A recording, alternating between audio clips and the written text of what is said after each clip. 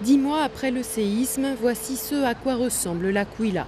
Des centaines de pompiers et d'ouvriers sont toujours à l'œuvre, mais la tâche paraît aujourd'hui plus que jamais insurmontable tant les dégâts subis ont été importants.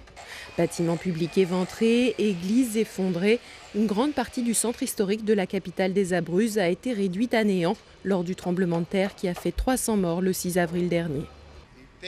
Les ingénieurs se sont donné 10 ans.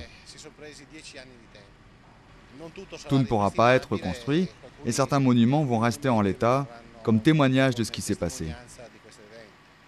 Plusieurs milliers d'habitants n'ont toujours pas pu rentrer chez eux, même si leur maison ou leur immeuble est encore debout. Beaucoup de bâtiments présentent en effet des fissures ou sont situés dans des zones à risque, notamment parce qu'ils jouxtent des immeubles effondrés. Alors l'unique solution pour eux, c'est l'hôtel. Et à l'Aquila, ils affichent tous complets, ou presque. Jusqu'à ce qu'ils puissent rentrer chez eux, c'est l'État qui prend en charge le séjour de ces milliers de déplacés. Moi, je m'estime chanceuse d'avoir eu cette possibilité. Mais à la longue, je pense que ce n'est pas normal. Je crois que les choses auraient dû avancer plus vite que ça. Nazareno Becerrica, lui non plus, ne peut plus habiter sa maison. Mais il a bénéficié d'un appartement dans ses nouvelles résidences construites après le séisme. Tout équipé et gratuit pendant 1 an. Ce logement lui a été accordé parce que sa maison demandait plus de travaux que les autres.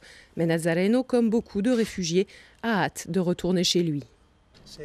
Si les experts techniques me disent qu'il n'y a plus de raison d'avoir peur par rapport au tremblement de terre, et si ma maison qu'ils sont en train de réparer est de nouveau habitable, alors j'ai aucune raison d'avoir peur.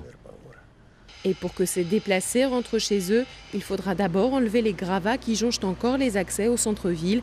Un véritable casse-tête administratif a pour l'instant empêché toute opération de déblayage d'envergure.